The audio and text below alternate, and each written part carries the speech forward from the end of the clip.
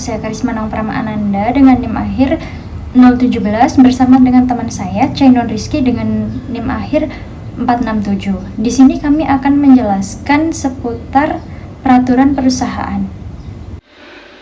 Langsung saja saya akan menjelaskan secara singkat bahwa PKB dan PP ini atau peraturan perusahaan ini di bawah lingkup Undang-Undang Ketenagakerjaan atau Undang-Undang Nomor 13 Tahun 2003. Dan secara langsung saya akan menjelaskan apa itu pengertiannya peraturan perusahaan. Peraturan perusahaan itu digunakan sebagai pedoman bagi tata kelola suatu perusahaan, khususnya yang berhubungan hubungan kerja atau hubungan industrial untuk menyelaraskan kehidupan perusahaan guna mencapai tujuan yang dicita-citakan. Dapat pada pasal 1 angka 20 Undang-Undang Nomor 13 Tahun 2003 tentang Ketenagakerjaan. Peraturan yang dibuat peraturan perusahaan itu adalah peraturan yang dibuat secara tertulis oleh pengusaha yang memuat syarat-syarat kerja dan tata tertib perusahaan sesuai dengan ketentuan. Tujuannya pembuatan peraturan perusahaan itu ada beberapa. Yang pertama itu dengan peraturan perusahaan yang masa berlakunya 2 tahun dan setiap 2 tahun harus diajukan persetujuan kepada Departemen Tenaga Kerja. Yang kedua itu memperoleh kepastian adanya hak dan kewajiban pekerja dan perusahaan.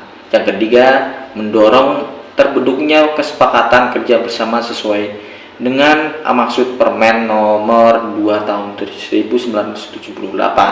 Yang nomor 4, setelah peraturan disahkan oleh Departemen Tenaga Kerja, maka perusahaan wajib memberitahukan isi peraturan perusahaan. Yang nomor 5, pada perusahaan yang telah mempunyai kesepakatan kerjasama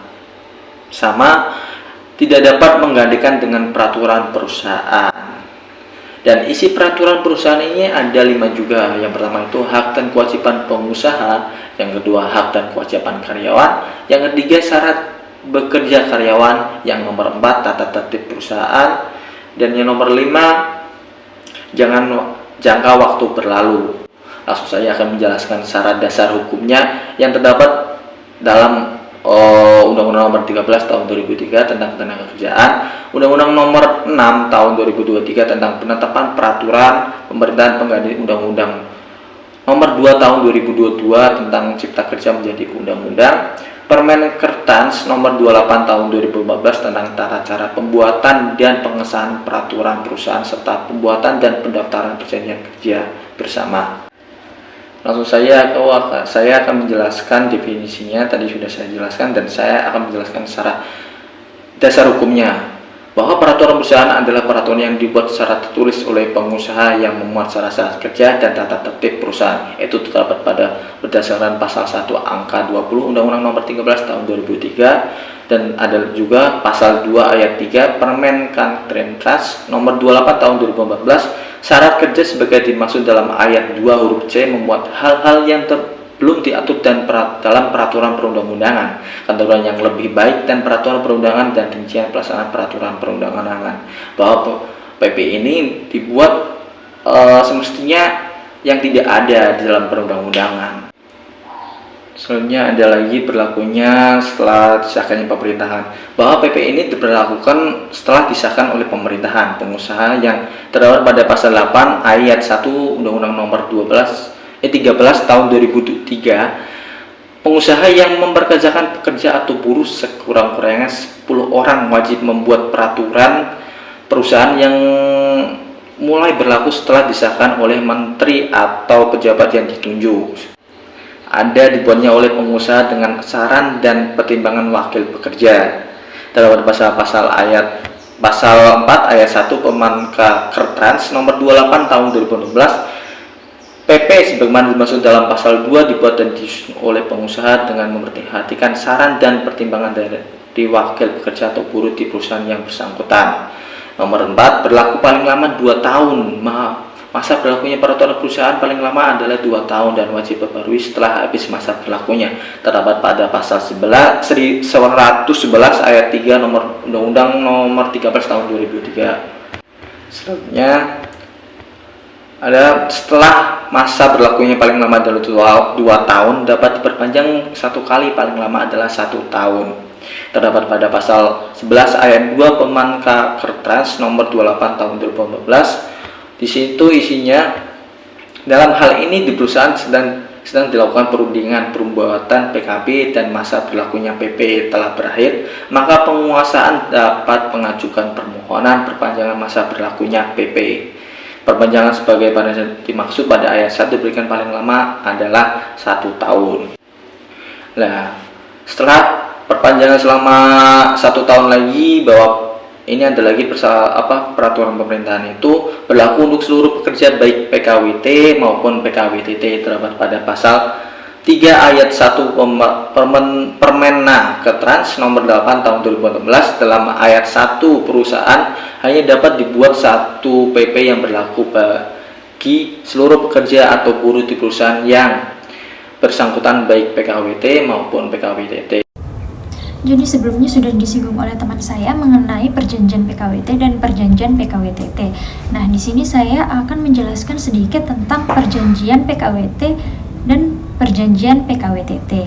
Jadi perjanjian PKWT sendiri adalah perjanjian kerja waktu tertentu yang ditujukan kepada pekerja kontrak, sedangkan perjanjian PKWTT adalah perjanjian kerja waktu tidak tertentu yang ditujukan oleh pekerja tetap. Pekerja kontrak itu bisa disebut dengan pekerja sementara atau pekerja untuk proyek tertentu atau proyek musiman. Sedangkan PKWTT atau perjanjian kerja waktu tidak tertentu yang ditujukan oleh pekerja tetap merupakan perjanjian kerja tanpa batas waktu yang berlaku terus-menerus hingga pemutusan kerja sah. Setelah itu, materi tidak boleh lebih rendah daripada peraturan perundang-undangan yang menganut materi PP sebagaimana dimaksud pada ayat 3 huruf B, tidak boleh lebih rendah dari peraturan perundang-undangan, terdapat pada pasal 8 ayat 4 Permenaker nomor 28 tahun 2024. Yang paling terakhir adalah wajib diperlakukan kepada pekerja. Pengusaha wajib memberitahukan dan menjelaskan isi serta memberikan naskah peraturan perusahaan atau perusahaan kepada perubahannya kepada pekerja atau buruh, terdapat pada pasal 114 Undang-Undang Nomor 13 Tahun 2003. Jadi di sini juga dijelaskan pemberitahuan dilakukan dengan cara membagikan salinan peraturan perusahaan kepada setiap pekerja atau buruh, menempelkan di tempat yang mudah dibaca oleh pekerja atau buruh, atau memberikan penjelasan langsung kepada pekerja dan buruh. Selanjutnya, saya akan menjelaskan tentang sanksi dan konsekuensi. Sanksi dan konsekuensi dalam perusahaan diterapkan untuk menjaga disiplin dan karyawan mematuhi peraturan. Jadi ada beberapa jenis sanksi dan konsekuensi, diantaranya yang pertama ada teguran lisan. Biasanya diberikan untuk pelanggaran ringan seperti terlambat datang atau tidak mematuhi aturan pakaian. Sanksi diberikan atasan langsung sebagai peringatan. Yang kedua ada teguran tertulis. Jika karyawan melakukan kesalahan yang sama atau yang lebih serius, atasan atau HRD akan membuat surat teguran resmi yang masuk ke dalam catatan personal karyawan. Yang ketiga ada skorsing atau suspend sementara. Biasanya berlaku untuk pelanggaran yang lebih berat seperti konflik di tempat kerja atau ketidakhadiran dalam waktu yang lama. Yang keempat ada pemotongan gaji.